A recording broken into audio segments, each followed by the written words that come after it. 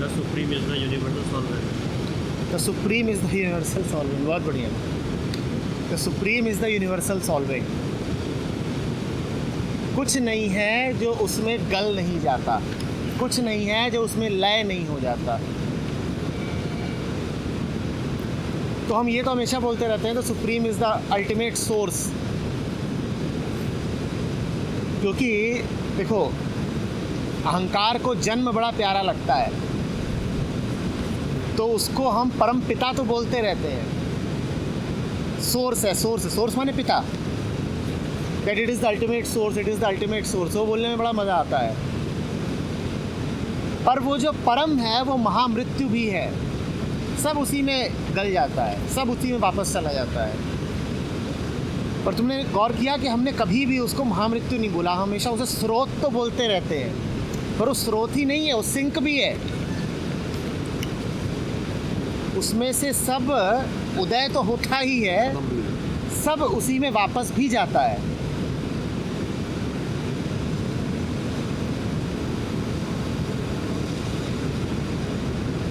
प्रलय, प्रलय नहीं, लीन हो जाता है उसमें, उसी को प्रलय कहते हैं। महामृत्यु,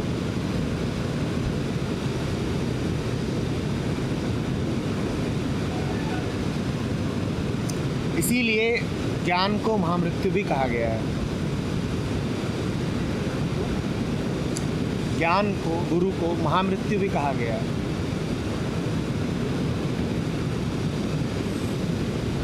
शरीर तो जो मरता है वो छोटी मोटी मौत है, पर ज्ञान जो देता है तुम्हें वो महामृत्यु है, क्योंकि तुम परम स्रोत में वापस चले जाते हो।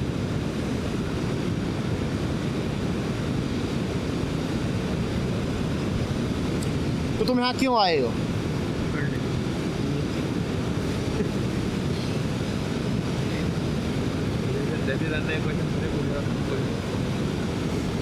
छोटा मोटा मरने नहीं आए हो, महामृत्यु के लिए आए हो। ये जो हो रहा है, आज मैसेज करना कि महामृत्यु जागरण में बैठा हूँ, मौत का जगराता चल रहा है।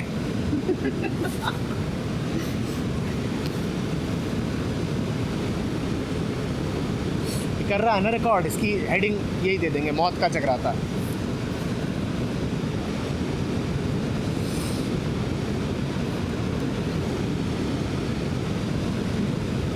So ये supreme is the great harmoniser. Great harmony, सब कुछ एक आदमी को हटा दो, पूरी दुनिया में कुछ भी कन्फ्लिक्ट में नहीं है, सब हार्मोनी में है। आदमी के अलावा सब कुछ हार्मोनी में है। आदमी अकेला है जो आउट ऑफ प्लेस है। ऑड मैन आउट की कुछ बात चल रही थी ना, आदमी अकेला है जो ऑड मैन आउट है।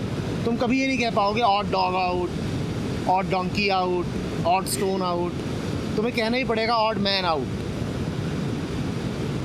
क्योंकि आदमी ही ऑड है। देखो पत्थर जो है वो नदी के साथ कितना एक हो गया है। अब तुम कह नहीं सकते पत्थर कौन सा नदी कौन सा, बिल्कुल घिस के नदी जैसा हो गया है, चिकना, रेजिस्टेंसलेस। अब वो पानी कोई रेजिस्टेंस नहीं दे रहा, वो इतना चिकना हो गया है कि रेजिस्टेंस नहीं दे रहा। आदमी वहाँ खड़ा होता तो क्या करता, क्या करता है? नदी को तोड़ेगा, फोड़ेगा, डैम बना देगा। वो ये थोड़ी कहेगा कि मैं ही खिस जाता हूँ।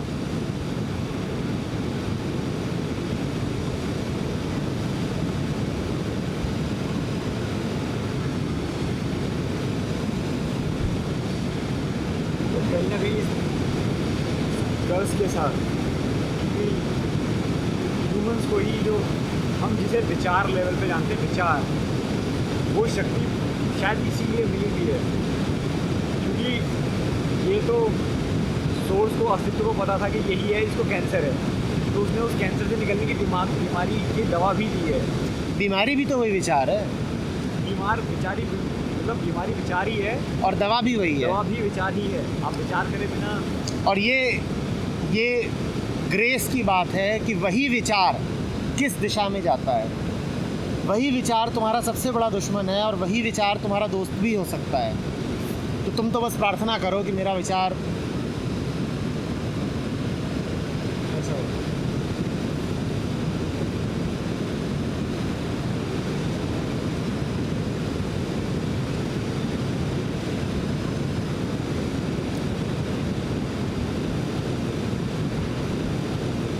तो है ना वो कि बंदर जब आदमी को देखते हैं तो क्या बोलते हैं?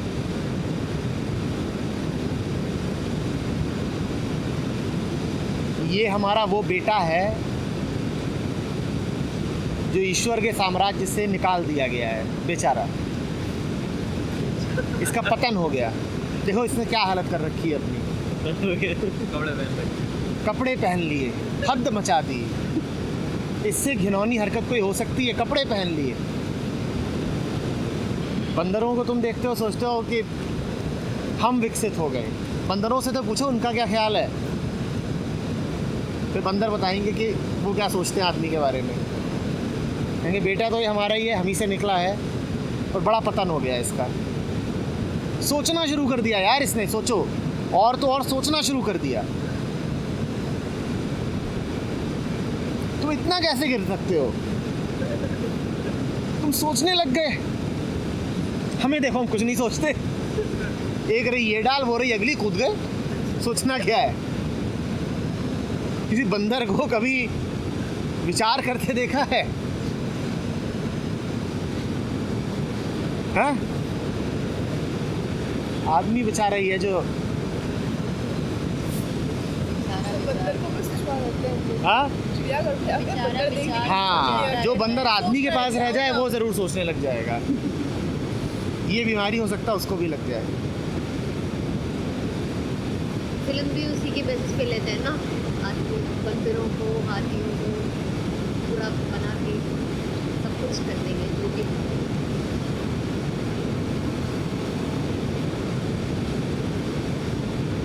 तुम सोचो ना, ये ठहर ठहर के सोचने लगे और थोड़ी देर को वापस भी चली जाएगी, क्या पता गलत सोच रही हूँ, इधर जाना भी है कि नहीं। एक बार को एक एनिमेशन मूवी बना लो जिसमें नदी सोच सोच के बह रही है। रुक जा आराम से यार, रुक ही रहे। पत्थरों ने कपड़े पहने हैं और बंदरों ने कली सोच सोच के करती हो। और सेलेक्टिवली कोई आया है उसके लिए खिल गई, कोई आया है दूसरा उसके लिए बंद हो गई कि मेरा रूप तो बस तेरे लिए है जाने मन, मैं तो सिर्फ तेरे सामने खिलूंगी, बाकियों के लिए पर्दा है।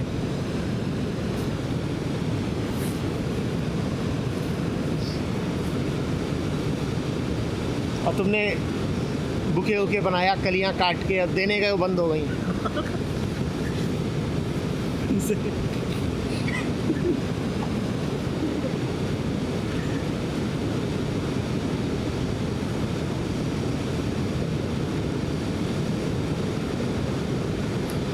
हम पर पुरुष के सामने नहीं खिलती।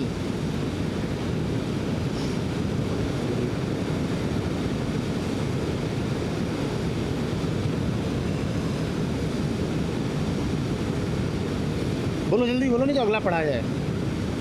You speak of my experience as different from your experience because you believe we are separate, but we are not. मन एक है, जो अंतर है जो तुम्हें ये दिखाते हैं मैं अलग हूँ तुम अलग हो, वो अंतर बहुत सतही है, वरना मन एक है। मन एक है उसका सबसे बड़ा प्रमाण ये है कि हम बात कर पाते हैं। जब मैं कहता हूँ नदी तो तुम उधर देखते हो, नदी नहीं बह रही है, ये मन बह रहा है। क्योंकि मन एक है इसीलिए सबको एक ही नदी दिखाई दे रही है। जिस हद तक हम सबके मन एक हैं उस हद तक हमें ये एक ही नदी दिखाई दे रही है। नदी यहाँ है नहीं, क्योंकि हम सबके मन एक हैं इसीलिए सबको नदी दिखाई दे रही है। नहीं समझ में आ रही बात? हल्के कोई हो जिसका मन बिल्कुल ही अलग हो, उसको यहाँ नहीं दिखाई देगी नदी। होगी तो ला लेंगे। इसके लिए होगी भी नहीं। नदी कुछ है ही नहीं भाई, नदी एक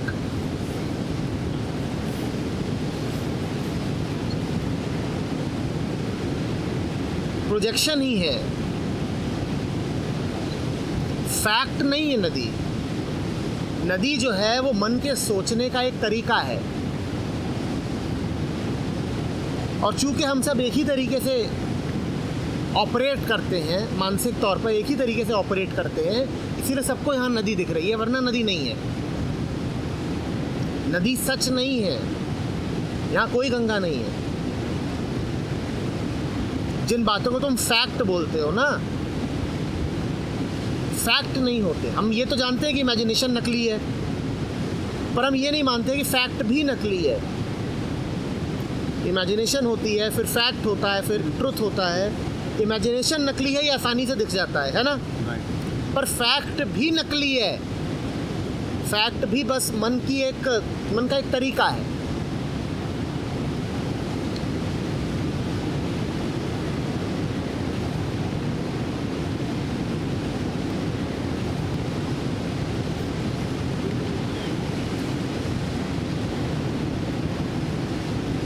जो कुछ भी तुम फैक्ट कहते हो ना, वहाँ समझ जाना कि बस इतनी सी बात है कि मुझे भी ऐसे ही लग रहा है और उसको भी ऐसे ही लग रहा है, पूरी दुनिया को ऐसा लग रहा है, तो इसलिए हम बोल देते हैं कि एक, चूँकि सबको एक जैसी चीज़ लग रही है इसलिए वो फैक्ट है।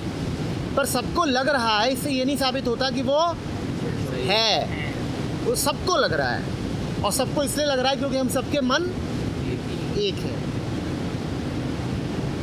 फिर आपने सेकंड पार्ट का, जिस हद तक हमारे मन अलग अलग हैं, जिस हद तक हमारे मन अलग है उस हद तक नदी अलग दिखाई देगी। ये नदी सबको थोड़ी थोड़ी अलग भी दिख रही है, वो इसलिए क्योंकि कुछ हद तक मन अलग है, तो इसीलिए नदी सबको थोड़ी थोड़ी अलग दिख रही है। तो आपका मतलब तो क्या बंदर को कुछ और लगेगा ये नदी के ओ वजह बेशक यार, बेशक। से?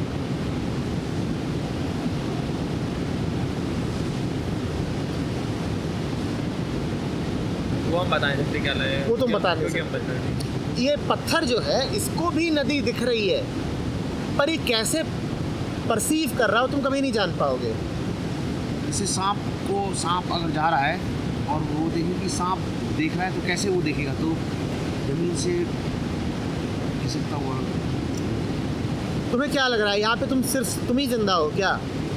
सब कुछ जिंदा है, ये पत्थर, रेत वेत, ये सब जिंदा है। आप भी पर उनके तरीके अलग हैं, उनका मन अलग है। तो इसीलिए ये नदी उनके लिए वो नहीं है जो तुम्हारे लिए है।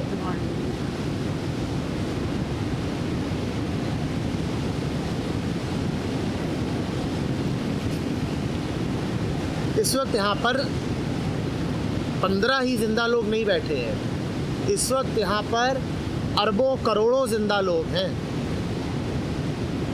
और यही डोल रहे हैं। वो भी शायद कम क्वांटिटी बोली हो, अरबों खरबों।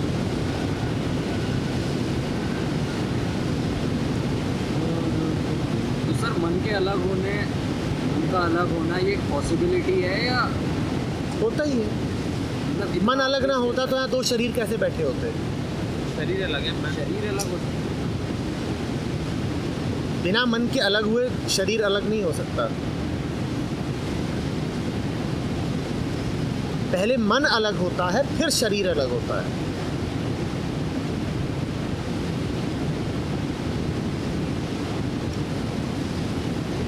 तुम उसके शरीर को बोलते हो क्या मेरा शरीर? अपने मारो पाँव पे, अपने पाँव पे मारो, लगी तुम्हें? अब समझ गए? शरीर अलग है, यही इस बात का प्रमाण है कि मन अलग है। जो उसके मन को अभी अनुभव हुआ वो तुम्हारे मन को नहीं हुआ ना। अब ये कहा जाता है कि बॉडी फॉलोज माइंड।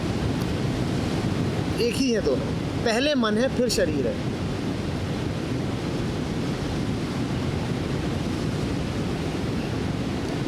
पहले मन है फिर शरीर है।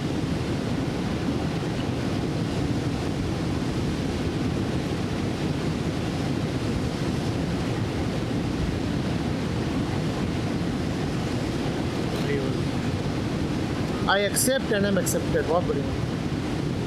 जैसे ये पत्थर है ना रेजिस्टेंसलेस, वैसे ही जीवन के प्रति जो रेजिस्टेंसलेस हो जाता है, जीवन भी उसके प्रति रेजिस्टेंसलेस हो जाता है। तुम जीवन का प्रतिरोध करना छोड़ो, जीवन पर तुम्हारा प्रतिरोध करना शुरू कर देगा, छोड़ देगा, और फिर तुम जो चाहोगे वही होगा। नहीं समझे? तुम्हारी इच्छाएं पूरी नहीं होती ना अक्सर, वो इसीलिए नहीं पूरी होती क्योंकि तुम्हारा मन अस्तित्व के विरोध में खड़ा होकर के इच्छा करता है। इसीलिए अस्तित्व की इच्छा और तुम्हारी इच्छा टैली नहीं करती। होगा तो वही जो अस्तित्व की इच्छा है, तुम्हारी इच्छा अस्तित्व की इच्छा से मेल नहीं खाती, इसीलिए तुम्हारी इच्छाएं पूरी नहीं होती। जिस दिन तुम अस्तित्व का विरोध करना छोड़ दोगे, रेजिस्टेंसलेस हो जाओगे, उस दिन तुम्हारी हर इच्छा तुरंत पूरी हो जाएगी। तुम इच्छा करोगे नहीं और इच्छा पूरी हो जाएगी, क्योंकि वो इच्छा तुम्हारी होगी ही नहीं, अस्तित्व की इच्छा होगी। और अगर रेजिस्टेंस लेस होने के लिए रेजिस्टेंस की ज़रूरत पड़े तो ठीक है, इसका एक एग्जांपल दे सकते हैं सर? देखो रेजिस्टेंस लेस होने का मतलब समझना, रेजिस्टेंस लेस होने का मतलब ये नहीं होता कि कोई बाहरी ताकत आ रही है और मैं उसको रेजिस्ट नहीं कर रहा। रेजिस्टेंस लेस होने का मतलब होता है कि कोई बाहरी ताकत अब है ही नहीं। रेजिस्टेंस लेस होने का मतलब ये नहीं है कि मुझे फुटबॉल हो गया हूँ और हर कोई लात मार रहा है। रेजिस्टेंस लेस होने का मतलब ये है कि I am no more the football, I am the game. I am the game.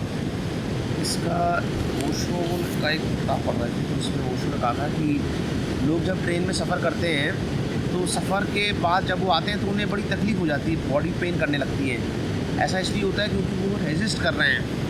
तो जैसा ट्रेन का मूवमेंट हो वैसे ही बॉडी अगर लय में आ जाए तो फिर नहीं होगा, पेन नहीं होगा, टायर्डनेस, एग्जॉशन फिर नहीं होगा।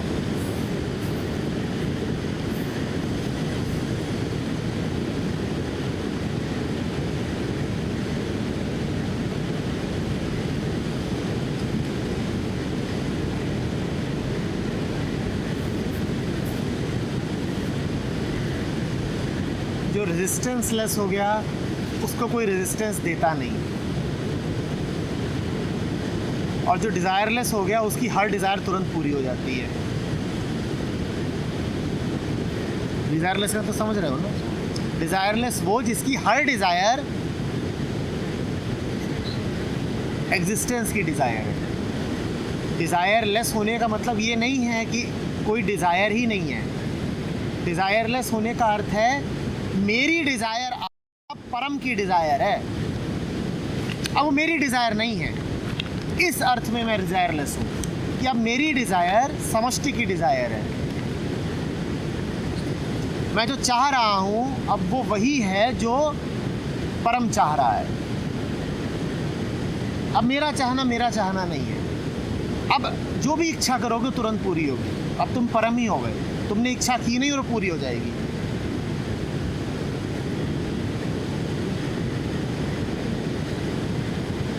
तो हम में से जो लोग भी पाते हो कि इच्छाएं पूरी नहीं हो रही, वो ढूंढें, वो कहीं ना कहीं अस्तित्व के विरोध में खड़े हैं। तुम अस्तित्व के विरोध में खड़े हो निश्चित रूप से कहीं ना कहीं, इसी कारण तुम्हारी इच्छाएं पूरी नहीं हो रही। तुम अस्तित्व का विरोध करना छोड़ो, तुम्हारी इच्छाएं पूरी होने लगेंगी।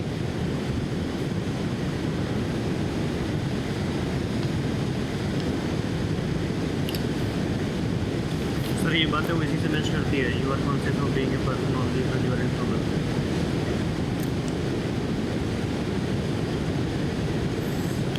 आ रही बात समझ में? सर इसे उससे रिलेट कर सकते हैं जैसे लाओ त्सो का एक कोट है कि in nature nothing is in Hari yet everything is a competition.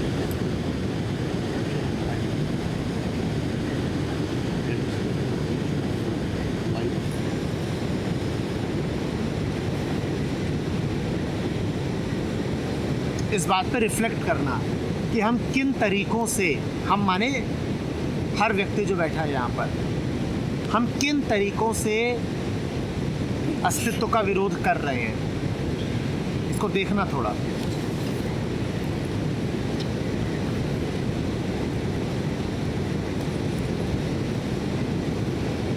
होनी को होने नहीं देना चाहते और होनी होके रहेगी, इसी कारण तुम्हें कष्ट है।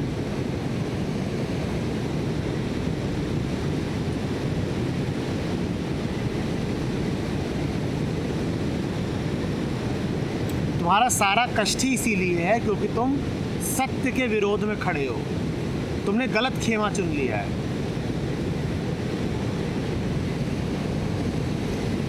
जो छोटा से छोटा कष्ट भी है, बस ये समझ लेना, जहाँ भी कष्ट पाओ वहाँ ये तलाशना कि मैं कहाँ पर विरोध में खड़ा हूँ। जहाँ भी कष्ट पा रहे हो वहाँ तुम कहीं ना कहीं सच के विरोध में खड़े हो।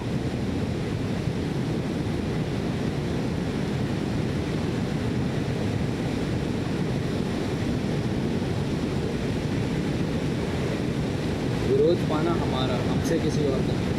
विरोध पाना हमारा, हमसे किसी और का। नहीं, तुम खड़े हो विरोध, तुम।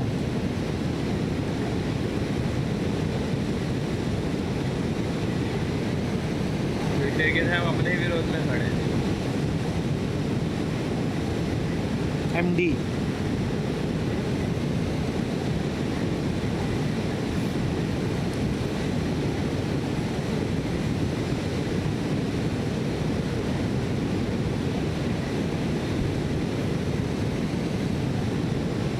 एक सरी everything is afraid of nothing, everything is afraid of the nothing, for when a thing touches बस नथिंग ठीक इट है। Becomes nothing.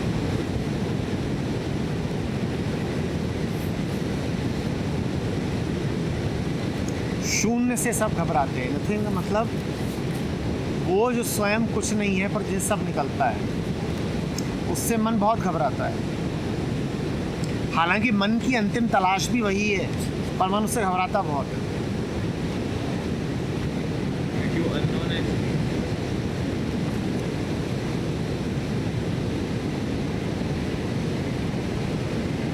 सिर्फ यही रीजन है या कुछ और? एवरीथिंग नथिंग से घबराएगा ना। एवरीथिंग एवरीथिंग है और नथिंग का अर्थ ही है कि जहाँ एवरीथिंग नहीं है तो मौत है, घबराएगा ना।